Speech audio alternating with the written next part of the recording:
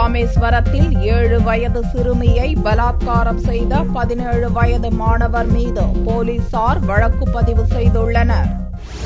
ராமநாதபுரம் மாவட்டம் சூரங்கோட்டை பகுதியைச் சேர்ந்தவர் நாகநாதன். இவரது 7 வயது மகளை அப்பகுதியைச் சேர்ந்த 17 வயதுடைய அஜித் என்பவர் கடந்த 17ஆம் தேதி மிரட்டி பலாத்காரம் செய்தார். இது குறித்து அறிந்த அப்பகுதி மக்கள் அஜித்தை அடித்து உதைத்து போலீசாரிடம் ஒப்படைத்தனர். ராமநாதபுரம் போலீசார் அவன் மீது வழக்கு பதிவு செய்தனர். இந்நிலையில் பொதுமக்கள் தாக்கியதால் அஜித் பலத்த காயமடைந்ததாக கூறி அஜித்தின் உறவினர்கள் போலீசாரிடம் வாதாடி அவனை சிகிச்சைக்காக அரசு மருத்துவமனையில் சேர்த்தனர். சிறுமிக்கு உடல்நிலை பாதிக்கப்பட்ட நிலையில் அரசு மருத்துவமனையில் பரிசோதனை நடத்தப்பட்டது. மேலும் போலீசார் தம் மீது நடவடிக்கை எடுப்பதை தடுப்பதற்காக தனியார் பள்ளியில் 10ஆம் வகுப்பு படிக்கும் அஜித் சிகிச்சைக்காக மருத்துவமனையில் சேர்ந்துள்ளதாக கூறப்படுகிறது.